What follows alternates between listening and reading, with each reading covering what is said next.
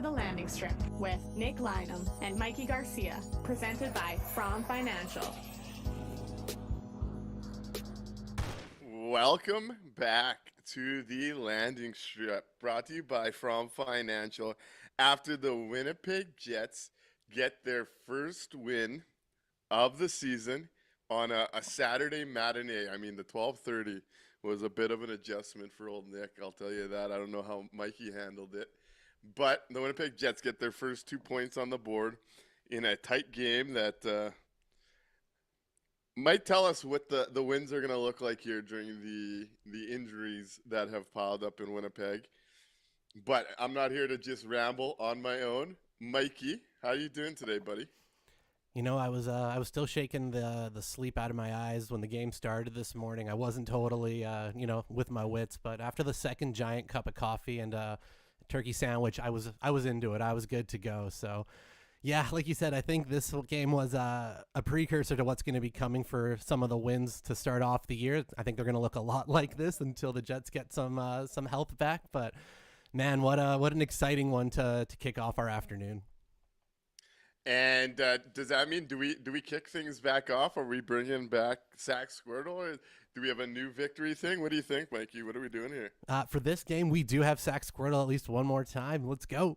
Hey, bring the good vibes to a Saturday afternoon here.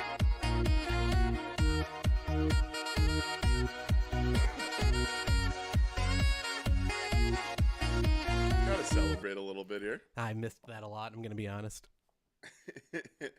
I see over on YouTube, Rob Somerville says, good afternoon, Nick and Mikey. Good afternoon, Hey, Rob. Caitlin says, good to be back, and we're glad Welcome to back. have you back. Big takeaway, Mikey. What's your first thought leaving the Winnipeg Jets 3-2 win over the Los Angeles Kings on this Saturday afternoon? The game looked a lot like I think we expected it to today. It was not the cleanest game, maybe not the prettiest game, a far cry from maybe some of the dominance we had seen last year, but the fact that they were able to go out there, dig out a win with a heavy reliance on that top line and the top D pairing, which we talked about in the preview show and in game one, that's going to be the recipe to start off the year here. They're going to be going to those five guys as much as humanly possible, as much as their legs can take it. They're going to be seeing the ice, and they looked great. They were able to match up real well against the top line of the Kings. So, am I excited about having to do that every single game for the next little while? I don't know if my heart can take it, to be honest. But it was good to see them get the win. They deserved it after maybe falling asleep in the second with a real bounce back in the third period. And what can we say about Mark Scheifele? He was a man possessed today, and I don't have the numbers in front of me. I'm going to go back and take a look afterwards, but I feel like Mark Scheifele dominates during these afternoon games.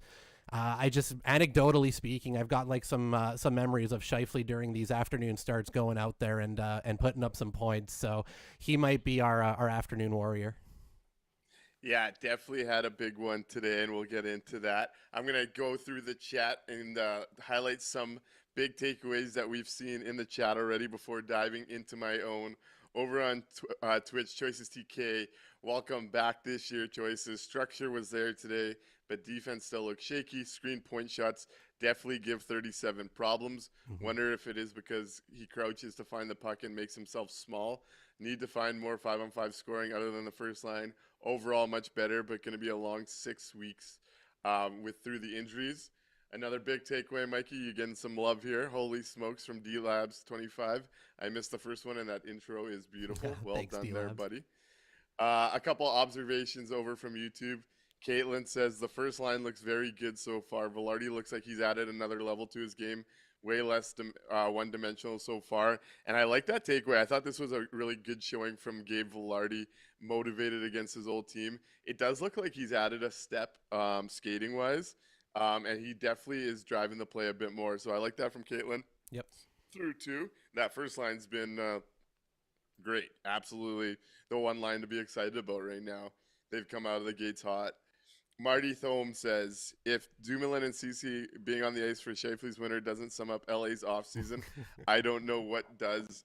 And going into this game, my teaser on Twitter to try and get people to the show was talking about, I like the Winnipeg Jets big guns over LA's in this one. So 1 point, Nick. And question of the game was which pair was going to bleed more, Fleury Pionk, Stanley Shen, or Dumoulin Ceci? And all the pairs bled a little bit, but Dumoulin Ceci more than the average crew. And it was good to see the Winnipeg coaching staff get that top line against that pair for LA as much as possible. They've had a dreadful first 3 games in LA. Yep. And Ken Holland continues to squander how he handles an NHL pocketbook when it comes to the cash. But A couple more takeaways. Rob Somerville was an observation from the first two games. The Jets are missing the exploits of Nikolai Ehlers, especially on the entry and exit into and out of the offensive and defensive zones. And Matt Rothman says really needs some offense to come from the middle six, the third line in particular. Oof. So a lot of the stuff people are seeing a lot of the good, a lot of the bad early on. My big takeaway: this is going to be how games are going to be won for this team, probably for that 6 to 8 weeks.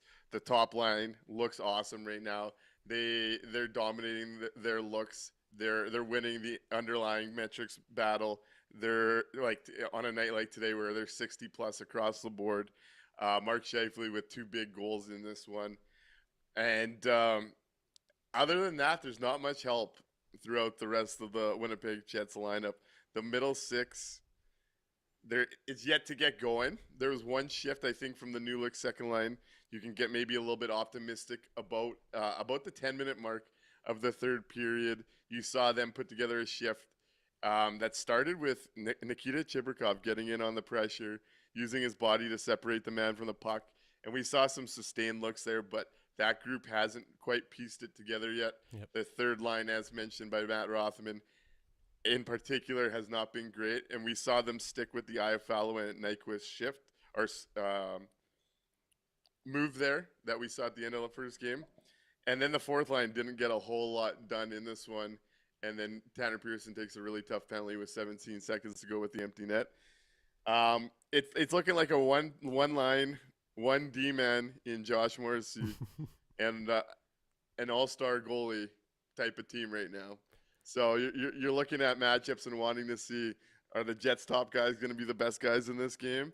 Because it's going to be those that they have to win until Adam Lowry, Cole Perfetti come and fix this middle six. That is also 2 of their better defensive forwards, which I think plays into some of this defensive problems that we're seeing. Yep. The team has come unglued at times. So I thought the first 15 minutes of the first looked like the Jets were used to before coming undone a little bit there.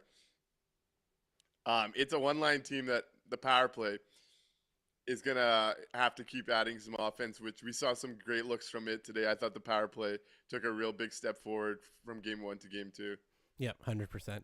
You can tell that there really is no middle six at the moment when you take a look at how the ice time was divvied up today. You had the top line getting their minutes, which was normal, that's fine. But then your quote-unquote second, third, and fourth lines played 8 minutes, 7 minutes, and 7 minutes at 5-on-5. Trying to find something that works within there, because it's just not working kind of overall at the moment. And like you said, they're missing 2 real big pieces to that centerpiece, right?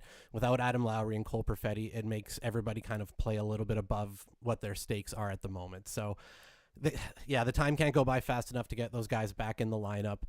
We're just going to have to keep relying on the offense flowing, like you said, from the power play, from that top line, and just hoping that the other 3 lines can minimize the amount of damage defensively while they're on the ice, and pray that Morrissey can play 40 minutes a game. Yeah, and actually Caitlin mentions it here too. I should have mentioned this in my big takeaways. Barron on the PK and Barron 5-on-5 look like completely different players. Yeah. Do they have a PK weapon in Morgan Barron through 2 games? He comes up huge, cracking down on, I believe it was Byfield, to make that turnover, go 2-on-1 the other way as the penalty was expiring. Mark Scheifele uses his strength, gets that backhand to go through. Huge goal there with a minute left in the second in a period that really the tides had turned in LA's favor. Always nice to get that late goal to kind of turn momentum around in the dressing room.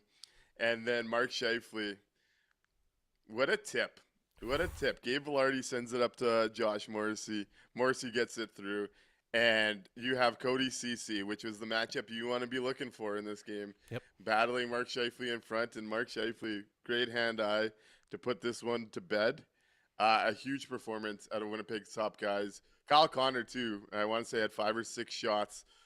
He was really who the power play was running from. And I want to talk about the power play a little bit because I know you were concerned about it yesterday. What was your thoughts on what you saw from both groups today? Let's touch a little bit on the power play before we move along here. Power play looked a lot better today. The early goal was a big piece of this, right? Again, we come down to a 1-goal game, and if they go 0 for 4 like they did in game 1, right? We were telling a different story. So the fact that they were able to get on the board was nice, but just the movement in general was a lot better today. Again, I agree with Rob in that they're missing some of that Ehlers speed on the entries for sure. So that's going to be interesting to see how they deal with that, especially once Cole Perfetti comes back and assumedly takes a spot back on that top power play unit. But it was a lot of the improvement was there today. So if they can keep that progression going, they're going to need it. They're going to need a lethal power play again this year to help rack up the wins. Yeah, not really buying it on the entries because he wasn't really used like that on the power play last True. year. What I saw today, the second unit looks exactly like I expected to look, and I imagine they're going to get their greasy ones. Everything on that unit's going to run through Neil Pionk, Yep. and then you got two absolute horses in Taves and Dino mucking it up net front and seeing what's going to go. I think you'll see some of those Pionk shots get through, or those guys take advantage of some of those rebounds and the chaos at some point. And they had a pretty good game of getting shots through on that second unit. The first unit, especially that first goal, what I really like to see, you saw it working through Connor, Velarde down low, and Iafallo at the top of the slot for a bit there. And when you saw the breakdown, Velarde gets it to Connor, and the Kings PK guy jumps on Cal Connor, who finds Iafallo all alone in the slot. It almost looked like Iafallo was stunned with how much time and space he had from there, and then he beats Kemper against his former team. But I thought the Winnipeg Jets on the power play, and this was one of my, on social media, if you follow me over there, I always start the year with like 10 takes and predictions on the Jets. One of mine this year was the Jets power play will regress, but will stay within the top 10 of the NHL. And I do think David Spain is really good at creating and figuring out the strengths with both units. That I thought today was a big step forward in what we expect.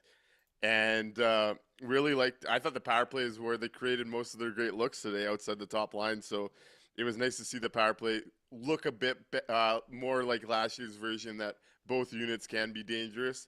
I thought those units did a really good job today. Yeah, totally agree. D-Labs asks, another good part of the game to get to here, as the Winnipeg Jets came up big at the end of this one. D-Labs 25 says, I didn't catch much of the game due to my son's semifinal football game.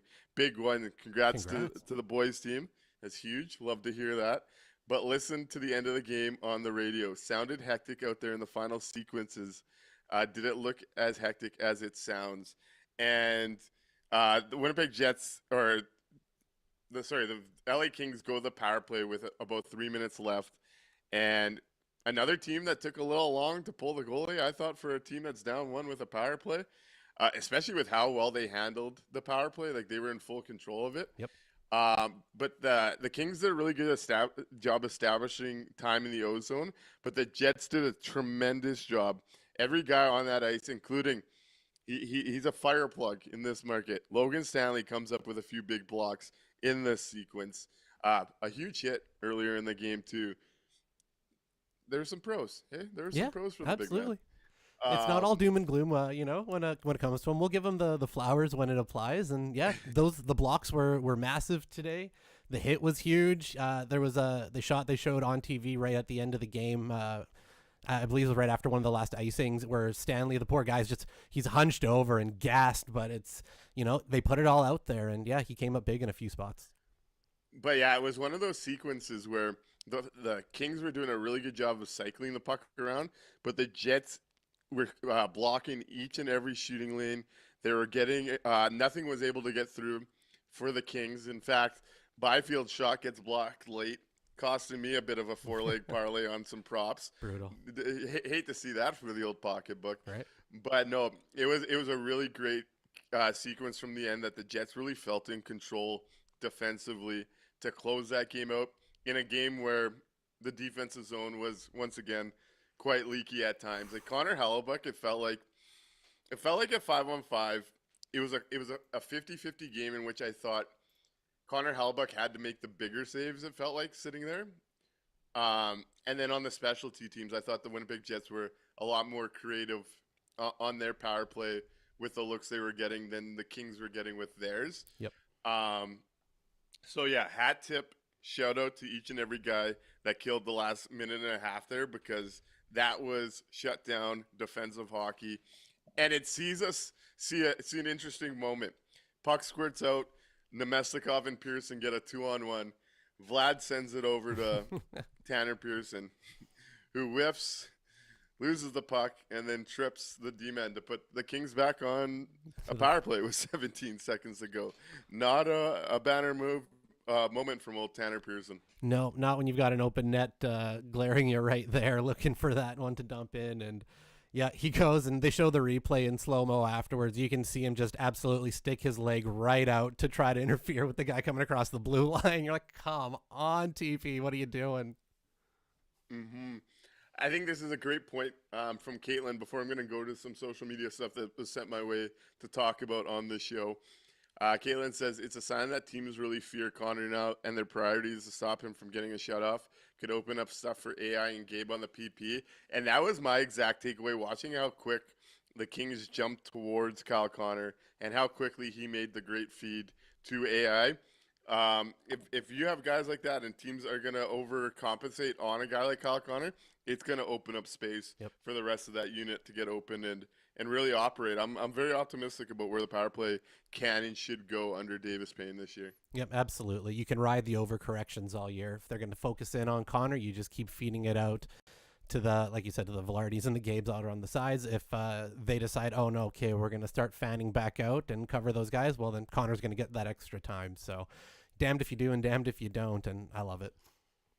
So I got a few tweets throughout the game. Always nice. Any type of communication, I'm big on with the audience here. Get the comments post-game, get the comments during the show, and get some comments on social media wanting to know wanting to ask questions for the show. So George De Silva, shout out George. On your post-gamer, we were just talking about Tanner Pearson. On your post-gamer, George says, can you review what was the point of the Pearson-Koepke signings? Brutal waste. Tough night for the fourth line today. Mikey, I'll let you lead this one off. What do you have to say for George De Silva on the Pearson-Koepke signings? Do you want the Jets' reasoning? Their reasoning. Whatever comes to mind, buddy. I'm sure their reasoning is you've got Tanner Pearson, somebody with some Stanley Cup pedigree, for a group that maybe didn't have, a lot of it coming into last season. The Koepke one, I'm actually still okay with as a fourth line ad. That's an NHL player that can play on your fourth line, that can, fill in on a third line if needed. That one I was actually completely fine with. The Tanner Pearson, Gustav Nyquist are the two that really, I can understand what they were wanting to get across, right? We're going to add veteran presence. We're going to add some leadership. We're going to add that Stanley Cup pedigree, yada, yada, yada. I just don't think they jumped on those right players with those things.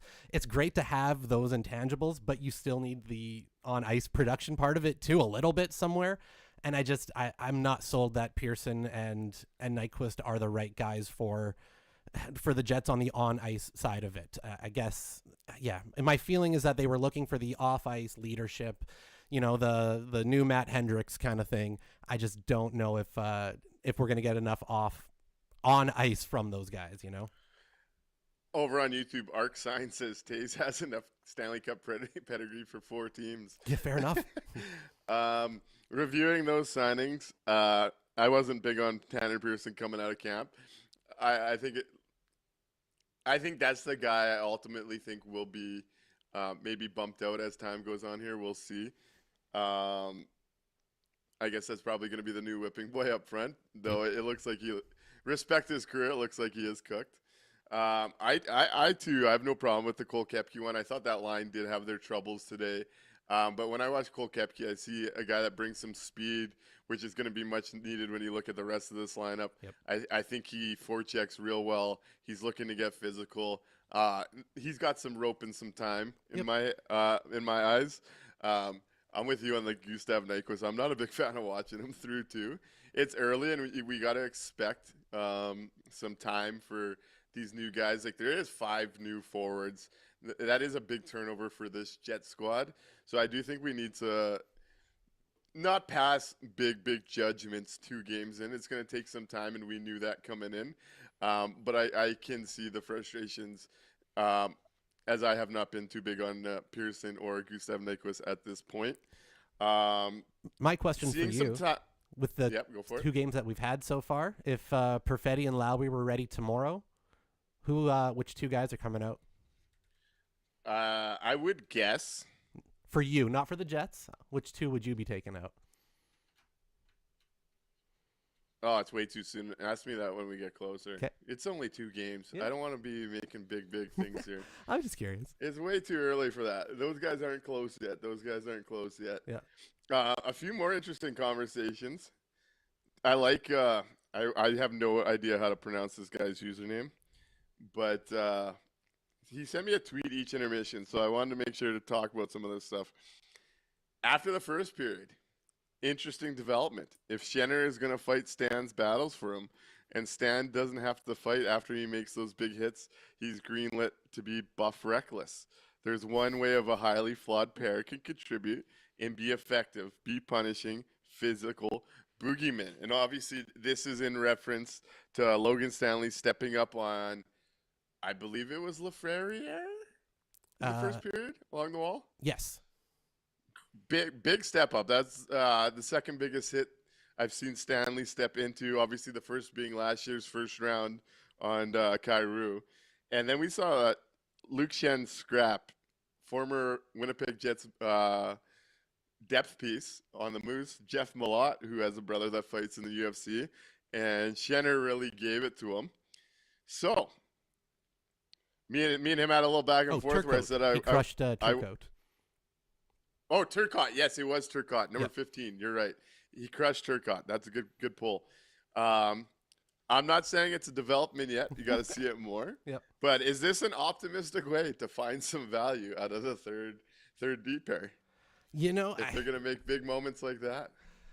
if you can get off some big moments, get some big hits, and it takes Shen off the ice for a few minutes, it gives him a breather after the fight, you know, it maybe isn't the worst way for a problematic third pairing to contribute, but it's still maybe not my preference on how I want them to approach it. But hey, if it's going to give him the green light to go out there and use that big frame in a way we haven't really seen him do a whole hell of a lot, cool, let's do it. Yeah, can't say it's something I'm buying quite yet No. or at all. But hey, if we want to find some optimism early in the season, we just saw a play where it happened. Sure. Yep. We'll roll with it. That's right. We'll roll with it. Also sent in from the same account, Cop died. This was after Barron makes the big penalty kill spot. Cop died so Barron could live as a better PK version. The trade keeps on blooming. Barron's power kill / contract are insanely valuable. The Cop trade melted down, but it shows how draft develop and feed in from the bottom and replenish from the top is supposed to work. What do you think of that one? I just want to make sure we're not downplaying the contributions that my boy Andrew Kopp made when he was here as Back a in the Winnipeg Jet. Now, a different story right now. But he was a damn good fourth line player for a very long time. I like my Andrew Third Kopp. even. Yeah, and he had to play up in third for stretches too. So Copper was great, but yeah, it's nice seeing Barron kind of dig that spot on the fourth line. He's claimed it for himself for right now. And yeah, PK, he's a little bit of a different beast, which makes me think if we get to a point where he's got some different wingers on that fourth line, once they're once we add a couple more bodies back to the healthy rotation, you might have a fourth line that is able to chip in a little bit offensively, that can play 6-7 minutes and take the weight off of your middle six. Yeah, when he jumps guys on that PK like he did on Byfield there, he's got and Byfield's not a weak player himself. He's a pretty big he's a strong boy.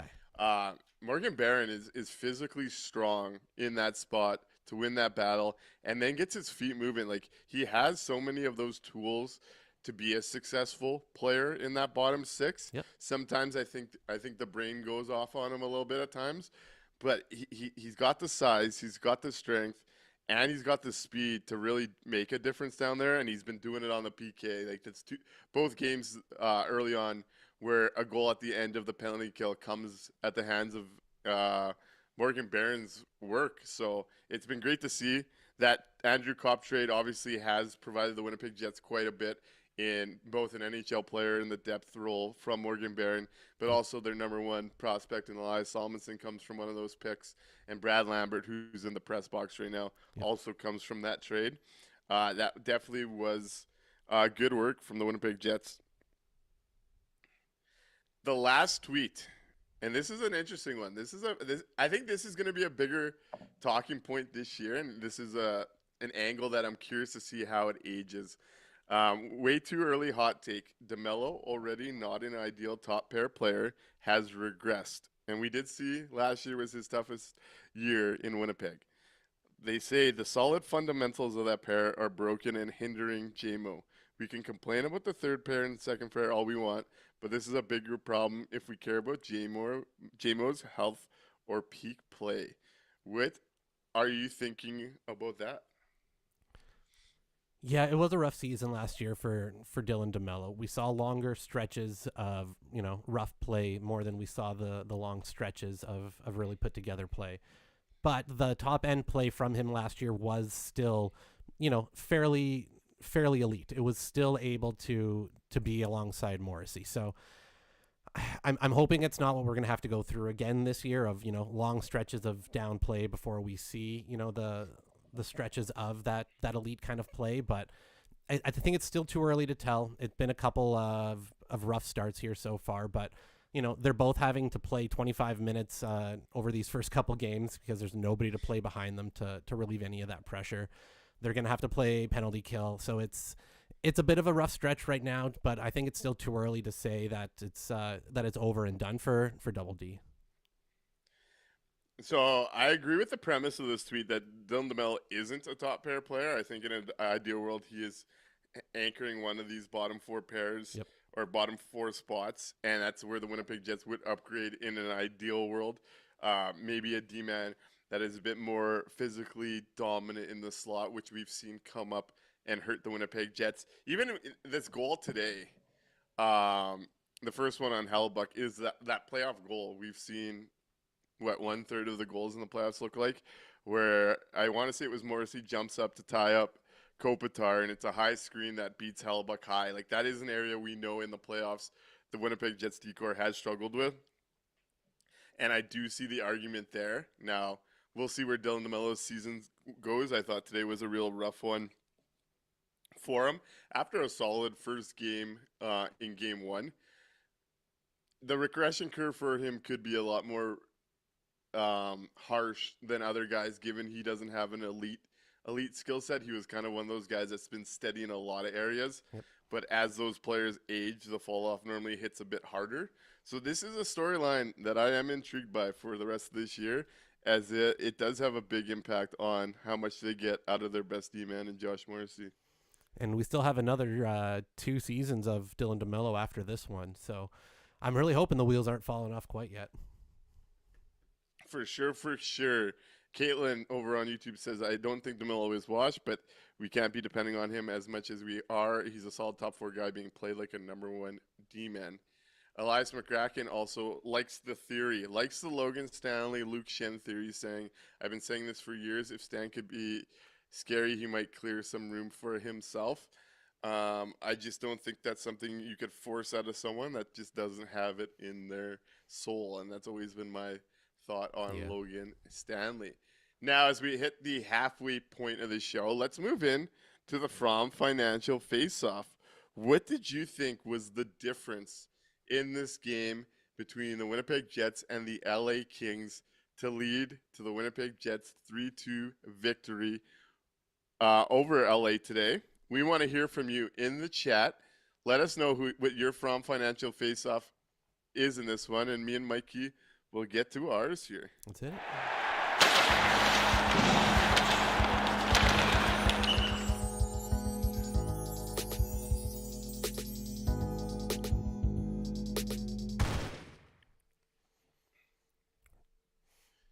Right on. Right on. And if you want to call in, now is the time to start dialing in after this segment. That option is always open at 1204-800-0409 if you'd rather call in than chat in the chat. Mikey, What is your From Financial face-off for this game number 2, LA versus Winnipeg?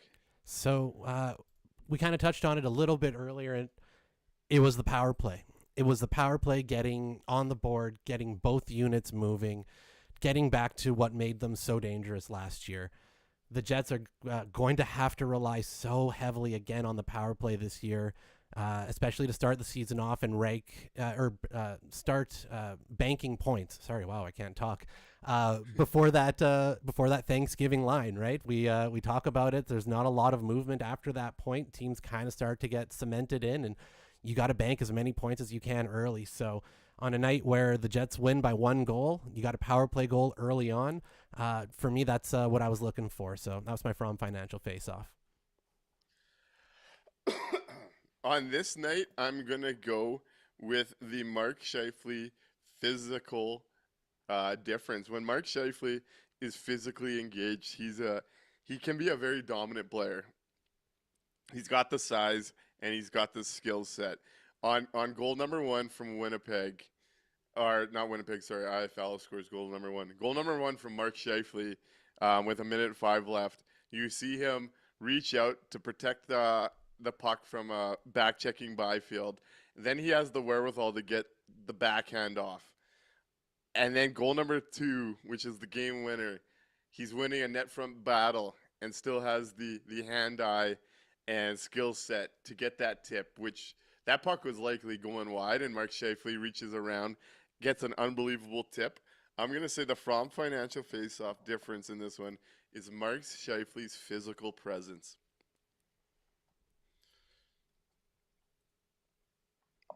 A couple of comments over on YouTube. Caitlin's From Financial face-off is special teams won us this game. PK was elite, which Lisa Mandel also says our PK has been making me pretty happy lately. And this is something I kind of hinted at earlier when I was talking about I thought LA was probably more dangerous 5-on-5, but the Jets' power play was a lot more dangerous than LA's. Hat tip and credit goes out to the Winnipeg Jets penalty kill, who made sure to jump on and get clears every time there was a bit of a fumble. I thought the Winnipeg Jets PK definitely deserves those flowers. So like that from Caitlin and Lisa over on YouTube. Lisa also points out on this topic, the only power play goal they've allowed so far was on the 5-on-3 where JMO lost his stick, making it virtually a 5-on-2. Very true. Yep.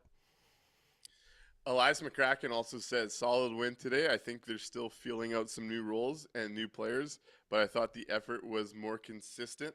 This game definitely had its high points and its low points. The version of the Winnipeg Jets that came out early in that one looked like the team we're used to seeing. I thought the first 12 to 15 minutes of that game were really, really solid on Winnipeg's part. Drew 3 power plays in that span too. Then it fell apart, and we saw the defense of zone be a bit of a mess and give up some high-end looks in the high slot, which isn't what we're used to seeing when this team's at their best. We know that the calling card is the defensive structure and defensive play.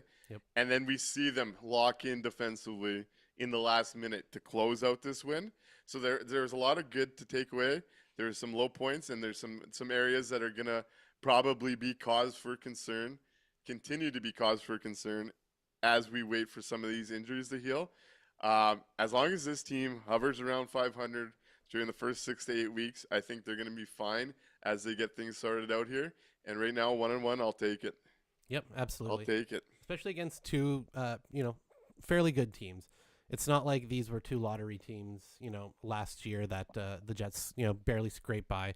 They took Dallas right to the end, and that's, you got some people who have Dallas pegged as Stanley Cup aspirations.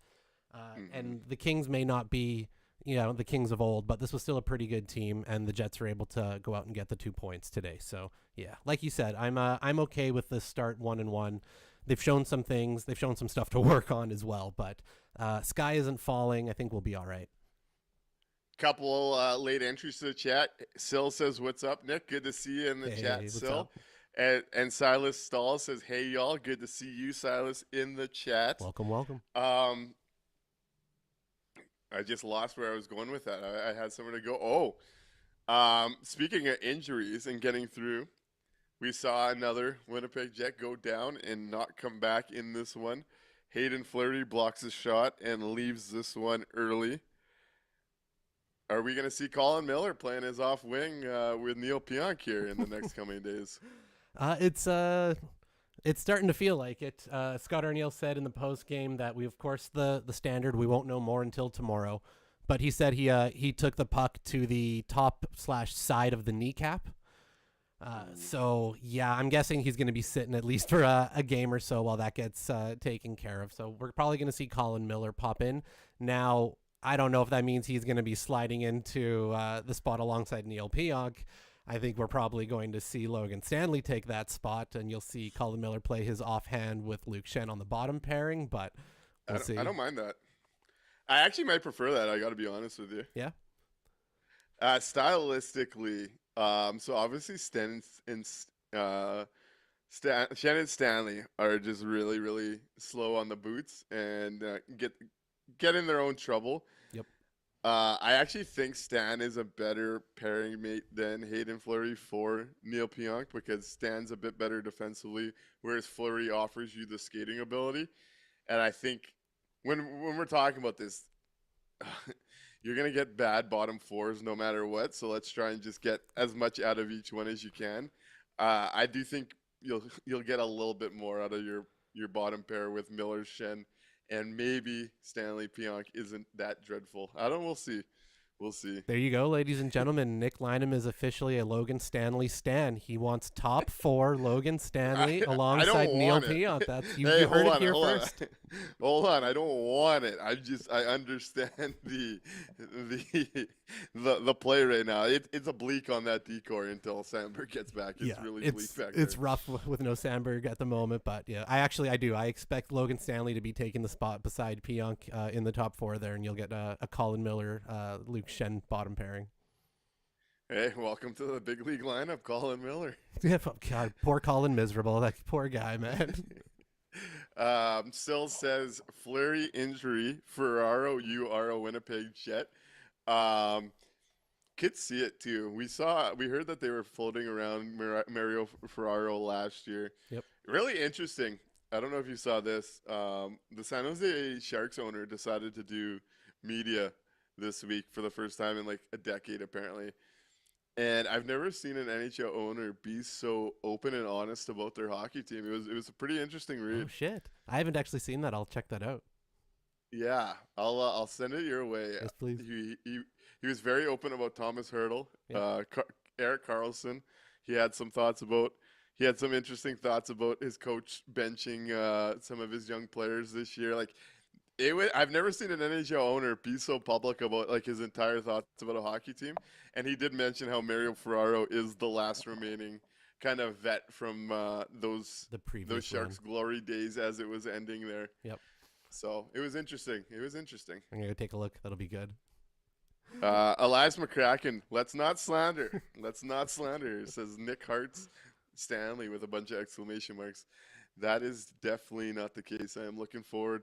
If I had the balls, so every year, and we talked about this earlier, I do a 10 takes. I was flirting with number 10. I went with a Jonathan Taves take of he's going to score 40 points as long as he plays 65 games. I was flirting with going bold and saying that this was going to be big stands last year in Winnipeg, and I just didn't have that boldness in me. I didn't have it. He's retiring here, so maybe I'm going to have to start hurting him. They've already started digging out the quarry for the statue. You need a lot for a big guy like that. Did you know he's 6'7"? Hey, what did you think with about 3:30 to go? Did Neil Pionk turn on Crown Jewel and watch some WWE before playing this afternoon? That looked like a WWE style takedown to go to the box and give LA the power play with 3:30 to go. That was wonderful. Yeah, I saw that. So Nick is now the president of the Logan Stanley fan club. Start spreading the news, bitches. We will never make it there. Never make it there. One guy I wanted to shout out though, and we talked a little bit about it. I don't know if it was just a revenge tour. I don't know if we're seeing him take a stride, which this team could really use him taking a stride. Really liked Gabe Velarde's game. Now, gets the assist on the power play, or second assist, because he passes that up to Morrissey. Gets the second assist on the first one as well, the Iafallo goal.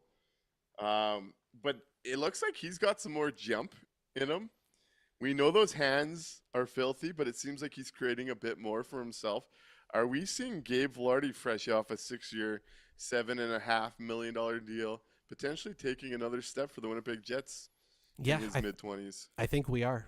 Gabe Velarde. So you've got some players in the league who thrive on the quote unquote contract year, right? Some guys are just absolutely, they're hungry when they know that they're about to get paid or this is their chance to get paid, right? So you get the whole, jokes of the contract year guy.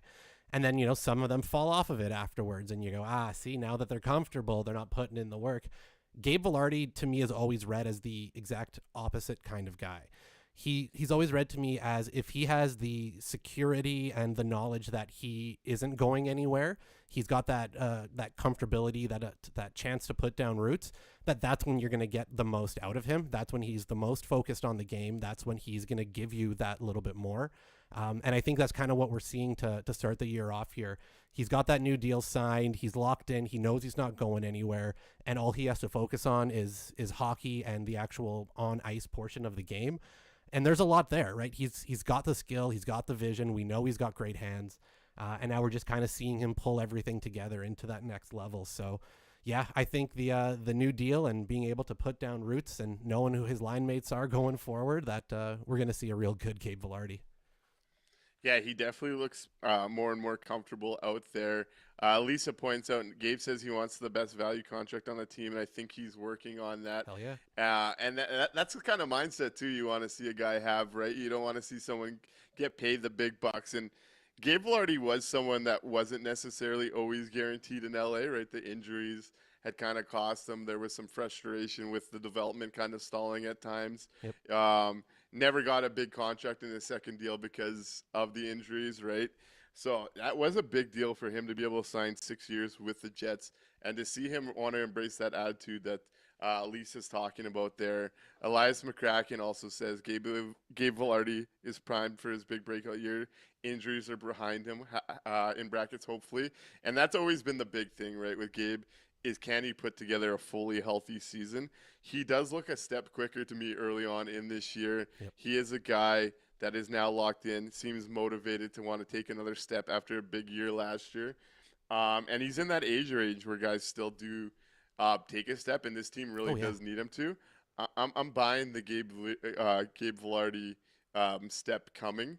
He's only 26. Still, he's just hitting his physical prime. Like he's got absolutely room to still grow, and he's already at a pretty high level. So I think we're going to get to reap the rewards of that. And this is someone that did lose a lot of development and growth in his early 20s. Yep. That you can see with that. You could actually really buy into the idea that he's blooming late because of it. The PLD trade continues to pay off dividends as both Velarde and Iafallo are all over the score sheet against their former team tonight. Now, Sil asks over on Twitch, Nick, what are the vibes around Chibi's start? ? I've heard mixed opinions. Also, what's your read on Lambo staying with the team over Gus? Mikey, I'll let you answer first, and then I'll get to that one. I'll take the second question first. The read of Lambo staying over Gus. I want to say I called that one, that Gus was going to clear. If you're trying to sneak him through waivers, this was the time to do it, right? Rosters were pretty full. You hadn't had a big slew of injuries kind of take over any certain team. So the fact that they were able to get him to pass through to the Moose was huge for the Moose and for the Jets' depth in general. So the read that I took from it was that initially I felt like they were probably going to be swapping out Chibrikov and Lambo to start the season to see if somebody, meshes better with Jonathan Toews.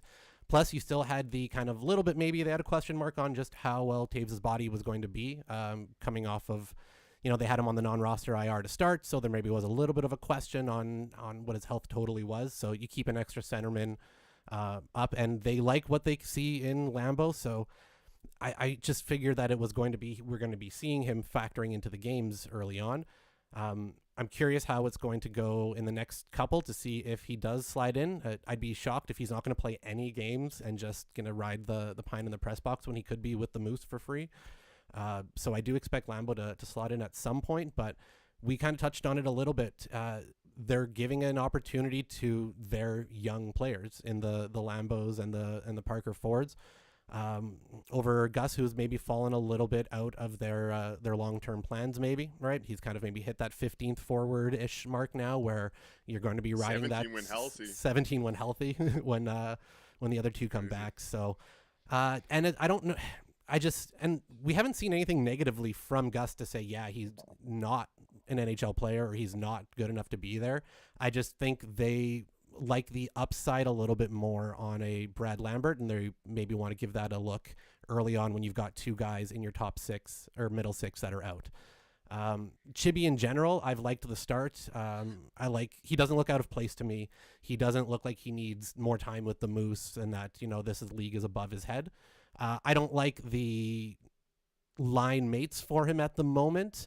I just don't know if we have a combination of guys right now that is going to really benefit his development. But I haven't had anything from Chibi that I've gone, no, send him down to the Moose. This is way above his head. I think he needs NHL games and NHL reps to keep growing. So I like that he's in. I wouldn't mind seeing him stay in when a Cole Perfetti does come back. I'd like to see the two of them link up a little bit on a line. That could be fun, but we'll see what that looks like when that happens. How about you? Where are you with these two things? I'm somewhere in the mixed opinions spot with Chibrikov. That middle six, which includes that second line, just has not given the Winnipeg Jets anything. I've seen moments like in Game 1, Chibrikov has that great pass to Taves in the net front where he goes high and wide on a great look. So that stands out. Today, their best shift starts with Chibrikov getting in on the pressure, using his body to separate the puck, and then making the smart play with the puck. So there is big moments that stand out for me with his game for a guy that plays a bit of a quieter game, but also that group just hasn't been going at all. And the Jets can only live off just one line for so long, and that's what it's looking like early on, that it's hard for me to get too excited from what we've seen through two. Now, I also think you're looking at a second line with three guys playing together for the first time ever in their careers. One of them being in the NHL for the first probably real stretch when this is all said and done of his career, that I'm looking at this in a more patient lens than I would have maybe with the group that we've seen for years and years and years on end in years past. So I've seen some good. I've seen a lot of bad with that group too, that as in there hasn't been a lot of speed with them. It's looked disjointed at times, as you'd expect. There's been some misses between Taves and Chibi. We'll see where that goes. It's very early. It's Game 2. It should be expected that there's going to be a bit of a smoothing out period with the group.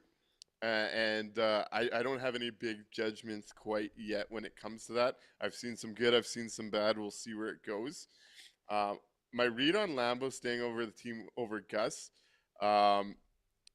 they want more speed out of the 4C spot, which is where Barron's really taken and stolen that role, which is where Gus was kind of projected to be. They've also seemed to fall in love with Parker Ford and his motor to kind of take that role should they need a fill-in on the fourth line. So it really eliminated Gus from the fourth line talk, given what the coaching staff seems to want to get out of that fourth line. I was a little surprised, but not totally surprised he made it through waivers. I was thinking at like $800K for a fourth line center that could play on a PK. Maybe a team takes a look at that. Though this week, every team's kind of finalized their rosters and have their own guys like that they want to take a look at. So on that side, I'm not that surprised. Because you're committed to them as well once you claim them. There's a lot more to it now than there used to be, right? You could claim them before and then toss them down again if you wanted to. Now there's other rules around it and things. So, yeah, it was a good gamble, I think, on the Jets' part. For sure. And that Moose team, continues to get deeper. Really impressive to see. I'm really curious to see where their year goes this year. But it is a changing thing for the Winnipeg Jets to make a move like that.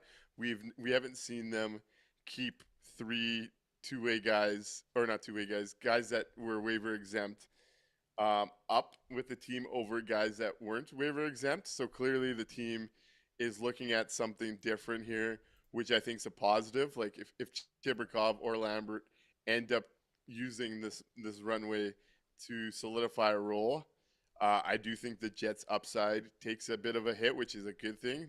We know that this team needs all the upside it can get. I'm really curious to see how they use Lambert because, yeah, like you, I'd be surprised if he's up during the entire time of injuries and doesn't get a look. It feels like it'd be a bit of a waste to keeping him up. He'd make a bit more money, but this is still a guy that needs to be playing and developing. And Yep. you have the AHL team at home, right, which is right down the hall. So I'm expecting Lambeau to kind of get a look here, especially with the middle six looking how it is, and this team needing a bit of an offensive boost and a bit of a speed boost in the forward group. I'm honestly really intrigued by the idea of Lambert beside a John Taves. Taves has really looked to me like a player that is a bit behind the play when it comes to the skating, the conditioning, which is to be expected after all this time. But he still looks like a physically dominant player. Like when Taves has his body position, like a guy like on the other side, Anze Kopitar, for a guy that's lost his wheels, if he has his body position on you, he's still a dominant hockey player. Taves has looked physically dominant in the corners, and when he's in around it and able to get that body positioning, and he still has the high IQ and the offensive creativity that I almost think Lambert and Taves, what they're really good at, would help both players with what they're struggling with at this point of their career. That I'm actually really intrigued by the idea of seeing Lambert at some point during this stretch beside a guy like John Taves and what that looks like as well. I'm sure we're going to learn about this team's forward group and some of these young guys as it goes. That's just some of what I'm thinking and seeing. Great question from Sil over on Twitch. Yeah, that's a good one. And he points out, too, it's not like there's a ton of room in the AHL either. They're absolutely stacked. And at some point when Perfetti and Lowry get back, you're likely going to see two more forwards end up back with that Moose team. That is going to be one of the deeper forward groups I've seen in the AHL in some time. Yeah. With three really good defensemen atop the lineup in Salmonson, Clegg, and Hainala running things from the point, in which the scout look says, I missed the whole game, moving day, but saw the Moose yesterday. Just here to support and say that Clegg looks great, and Yeager is my new Patan, which the scout look was a big Patan guy, so clearly really liked Yeager. Cal Clegg, a great veteran add to a decor that has Ville Hainala and Elias Salmonson. The Moose are worth your time this year, folks. The Moose are going to be worth your time. Yeah, they've got some Calder Cup aspirations, I think, this year with how stacked that group is.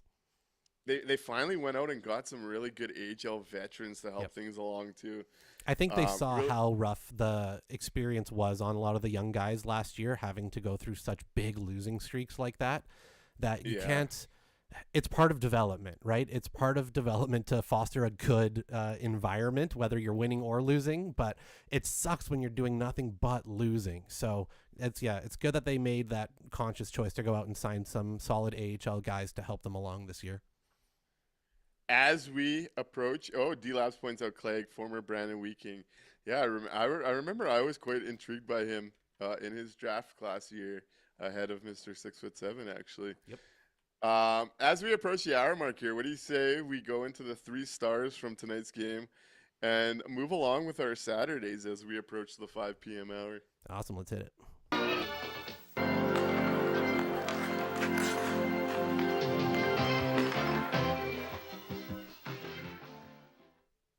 Right on. Right on is right. Before we get to 3 stars, Elias McCracken asks a question, and I like getting to the audience questions here before we close out. What are your thoughts on how Lambert fits into the culture of the Jets? What do you think of that one, Mikey? I think with the kind of new look locker room of the Jets, the things that were started under the, old coach Bones and have kind of transferred over now under Scott Arniel. I think it's a great environment for a guy like Lambert, who, there was a lot of off ice, conversation and noise with some of his stuff before. We don't need to get into all of it. Again, it's all been hashed to death.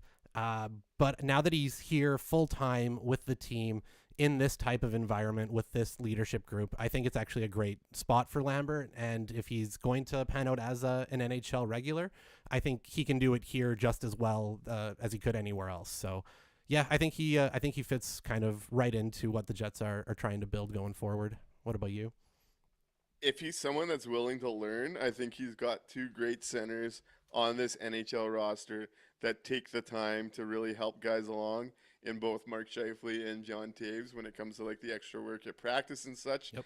And we know that everything around this team has talked up how much better this dressing room is, how much this team appreciates being here. I think I think this dressing room's in a really good situation to help bring along someone like Brad Lambert that I'm not too worried about him in that regard. Yep, totally agree. All right, let's move into the 3 stars. We want to hear from you. Who are your 3 stars on this Saturday afternoon? And as usual, Mikey, I'm going to send it your way first. Who do you got today for the 3 stars in the Winnipeg Jets versus LA Kings? Right on. So for my 3rd star, I'm giving it out to 2 different guys who got on the score sheet and made positive contributions in their revenge game, because I love a revenge game. So Alex Iafallo, Gabe Velarde, you guys get my 3rd star going out there, killing your former team, showing them what a mistake it was to take PLD instead of those guys. Absolutely wonderful. Love to see it. Love a revenge game. So Alex and Gabe, you guys get my 3rd star. 2nd star, I'm going to go to a guy we didn't talk too much about today, even though I thought he had an incredible fucking game. Josh Morrissey. He's, again, showing us that he is the team's number 1 defenseman by a fucking country mile at the moment. He's kind of carrying around the corpse that is our decor. And, he's making it look good offensively, defensively. There was one point, I think, in the first period where he went out just for a fucking skate like it was the 1980s with the puck on his stick, circling the net, coming back around, draws a penalty during it. It was a thing of beauty. So Jomo, the kind of unsung hero of the team, he's going to get my 2nd star to make sure. And number 1 star, no question, Mark Scheifele was an absolute beast today, showing the Kings, what's what. Like I said, I think Scheifele dominates these afternoon games, and today was no different. So, the Mark Scheifele masterclass gets number 1 star. I like it. And we're going to get to Sill's question before getting out of here, but I'm going to go to my 3 stars first. So I'm going to go, there's a few places I want to go. I like where you went with it. I'm going to start today, the 3rd star being Josh Morrissey. I'm going to go Morrissey as the 3rd star. Clearly had a big night from the point on a night where not only are the bottom 4 D pairings not great, but the D got lost a guy and we're down to 5 guys. So you saw Morrissey really cycling through pairs. Choices TK had pointed this stat earlier. I just wanted to highlight it when talking about Morrissey. Today, the shot attempts battle with Morrissey on the ice. Jets won the battle 15-13. With him on the bench, they lost it 14-22. Clearly, he was able to shift the tides in this game from the back end for a team that desperately needs it with what's going on their back end. 2nd star, I'm going to go. We didn't talk him up much, but he is the MVP of this team. Connor Hellebuck made what I thought was a lot more grade A saves than maybe we've discussed throughout this game. The D zone had come undone for a long stretch of this one, and we were seeing a lot of the low to high or the sidewall to the high slot looks where LA had really gotten some quality looks on the Jets through the middle portion of this game, and Hellebuck was absolutely dialed. There was 2 or 3 where he goes post to post and makes the sprawling out save, one of which he made sure to get the poke check on once the sprawl had missed. I thought Connor Hellebuck was absolutely dialed in this one, and he's going to get my 2nd star. And the 1st star in this one, no doubt about it, has to be Mark Scheifele, who gets 2 big goals, one to tie this up late in a 2nd period that was all LA honorable shout out to Morgan Barron on this goal Yeah. and the physical turnover he makes on Quinton Byfield. Yep. To turn up the ice, and then gets to the net, wins the battle versus Cody Ceci, and makes a phenomenal tip for the game-winning goal. Mark Scheifele, welcome to the year 2025-2026 with a big statement like that. One more on the way out. Still asks a big question that we're going to start hearing more and more about, it looks like. Sil says, you hear the talk about the Lowry extension conversations. So just to update people, I think it was Drager reporting on TSN that the Jets and Lowry's camp have started preliminary discussions. This is a deal I think is going to come together probably pretty quickly and pretty painlessly. I'm really curious to see how they structure it. And I'm really curious if they go if you see them go long term with it, ending Lowry's career in Winnipeg. I wonder if coming off a hip surgery, if they'll see the AAV get a bit of a discount because of the long term, or if they go shorter with higher AAV. But I'm expecting the captain to get signed pretty quick by the Winnipeg Jets. What do you think about that? Yeah, I think you nailed it. This isn't going to be a super difficult set of negotiations. Preliminary talks, quote unquote, I think are all that's happened because it was you're staying, yeah, great. This is it's not going to be a contentious negotiation process this time around. So, yeah, I think this gets done fairly easy. I'm leaning on to the side of they're going to go long term with a slightly lower AAV, giving him the longer term security, the extra year or two that that he can see there. But would I be surprised if they go? Actually, I think I would be a little bit surprised if they did a short term with a higher mark for him. I think it gets done long and at a slightly team friendlier side. Yeah, I think at his age they'll lock him in long and end his career here, which is good for both sides, in my opinion. Yeah, one more comment. In KFC We Trust says, gonna say it, Barron is faster than Taves, and we need speed on line to move Barron up and Taves down. I can't say I'm buying that one yet. Barron's been great on the PK. I'm not buying him on a 5-on-5 second line role personally just yet. But we'll put that one in the back of our heads in KFC We Trust. Appreciate the comment. We're gonna get out of here. I hope you all enjoy the rest of your Thanksgiving weekends. We will be back Monday afternoon, another afternoon game. I think 12 o'clock start against the New York Islanders. Yep, you got it. And we will see if the Winnipeg Jets are able to build off their first win of the season. I hope you all enjoy your weekends. Thank you for being here, and we'll see you Monday. Good night, everybody.